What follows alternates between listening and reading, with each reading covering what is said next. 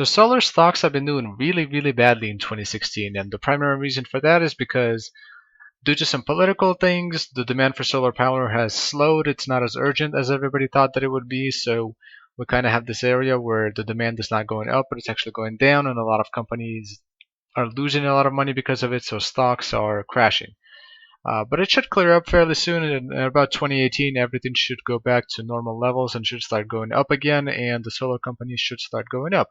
So in the near future, you're going to have a good opportunity to buy some solar stocks at a very nice price. So that's good. I will put this. So here's a list of them, a list of 5 that are really good to watch and just see kind of what happens to them. I will put the list in the description if you don't want to watch the full video, but hopefully you'll stay and watch.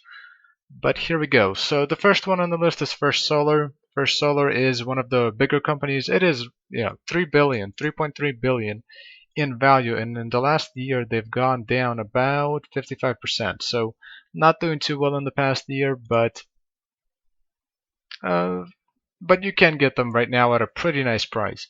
So these guys, instead of making crystalline panels like everybody else, they make thin film panels, which are more competitive within the industry. They compete by having a better technology instead of by having a cheaper price for the solar panels, which is what most other companies do.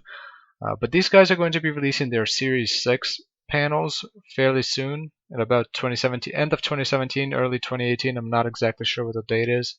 I don't remember from reading, but they are going to be about 40% cheaper per watt to manufacture, which is really good. They're also going to be producing more power, and they're just going to be really competitive within the industry, which is always good. And these guys, they made about 546 million in profit in 2016. So if they go back to those levels within the next year or two, then these guys can double fairly easily. So you can get them right now at a fairly nice price. They've already gone down so much that it's unlikely that they'll drop down too much more within the future, but we'll see. Next up on the list, we have SunPower. SunPower, also one of those companies that's been doing really badly within the past year. These guys are down 70%, which is absolutely ridiculous, but yeah, they're doing really badly. They're worth about $1 billion right now, and they are doing a lot of restructuring, as a lot of companies are. They're getting rid of about 25% of their employees, they're cutting costs, and they're doing everything to make sure that they stay competitive within the industry. And same thing here. Within about a year or so, these guys should, everything should clear up within about a year, and it's going to be a little bit more predictable how these companies are going to be doing in the upcoming few years. Up next on the list is Canadian Solar, also down pretty significantly in the year, but not nearly as significantly as all other companies. Only down 31% within the past year, but still, it used to be higher in the past. Also another company that manufactures crystalline solar panels, and the thing about these guys is that they have a really big setup, and their really big setup allows them to stay competitive in pricing, but their really big setup required a lot of money to build, so they are pretty heavily in debt. Their debt may seem a little bit higher than it actually is because they've completed a lot of projects which they haven't sold yet, but they're going to sell those and everything will be better. Next company on the list is SolarEdge Technologies. This company doesn't actually manufacture solar panels, but it manufactures everything required to install solar panels, so like optimizers, inverters, and monitoring solutions.